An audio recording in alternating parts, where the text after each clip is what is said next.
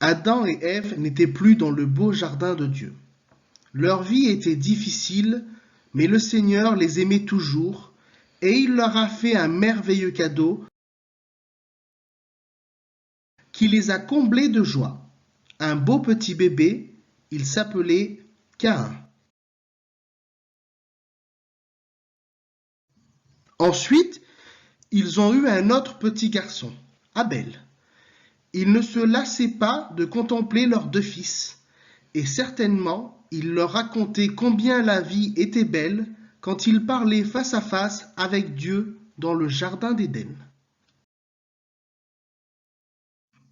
En grandissant, ces deux garçons ont eu des goûts différents, comme chacun d'entre nous. Abel, qui aimait les animaux, est devenu berger, tandis que Caïn a préféré devenir cultivateur. Un jour, les deux jeunes gens ont fait une offrande au Seigneur. Abel a donc offert un bel animal de son troupeau, et il en a présenté les meilleurs morceaux à Dieu. Cela prouvait combien il l'aimait. Le Seigneur a été très content de son offrande. Caïn, quant à lui, a donné des légumes. Mais Dieu, qui voit ce qu'il y a dans le cœur de chacun, n'a pas été satisfait. Qu'aurait dû faire Caïn, à ton avis? Il aurait dû prier pour savoir pourquoi son offrande n'avait pas plu au Seigneur, et ensuite lui demander pardon et agir correctement. Dieu lui aurait pardonné, comme il le fait toujours, quand nous lui disons sincèrement combien nous regrettons ce que nous avons fait de mal. Mais hélas, Caïn n'a pas réagi ainsi, et il s'est mis violemment en colère. Il avait l'air si furieux que Dieu lui a demandé: Pourquoi te mets-tu en colère? Si tu agis bien, tu pourras être en règle avec moi. Le péché est couché à ta porte et il veut t'envahir, mais c'est à toi de le chasser.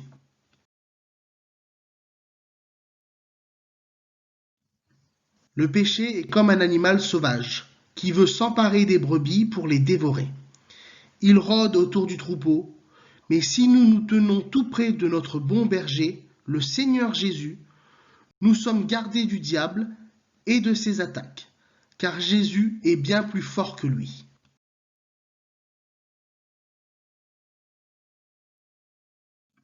Malheureusement, Caïn n'a pas écouté Dieu. As-tu remarqué que lorsque l'on est furieux, on a de très mauvaises pensées? On veut faire du mal aux autres. Parfois, on pense, on dit ou on fait n'importe quoi. C'est pourquoi la Bible recommande de ne pas rester fâché. Le Seigneur a été très triste de ce qui venait de se passer. C'est horrible de tuer son frère. Il a demandé à Caïn: Où est ton frère Abel? Après l'avoir tué, il l'a menti et il a répondu: Je ne sais pas. Suis-je le gardien de mon frère? Il aurait pu reconnaître que ce qu'il avait fait était très grave et demander pardon. S'il l'avait fait sincèrement, le Seigneur lui aurait pardonné. Mais là encore, il a résisté à Dieu. Il avait le cœur sec et la tête dure.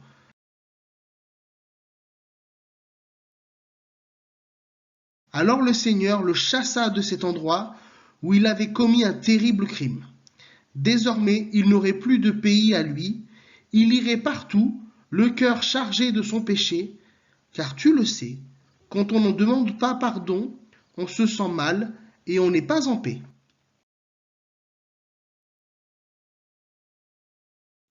Par la suite, l'un de ses descendants, Lémec, a pris deux femmes, désobéissant encore une fois au plan de Dieu qui voulait que chaque homme ait une seule femme et chaque femme un seul mari.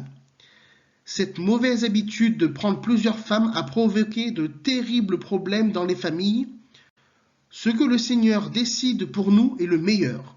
Si on s'en éloigne, on court à la catastrophe.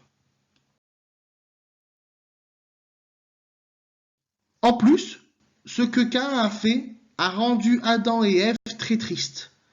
Mais Dieu ne les a pas oubliés.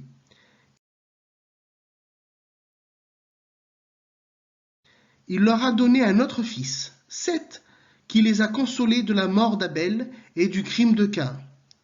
Seth était un bon fils, qui a fait la joie de ses parents et qui a prié le Seigneur.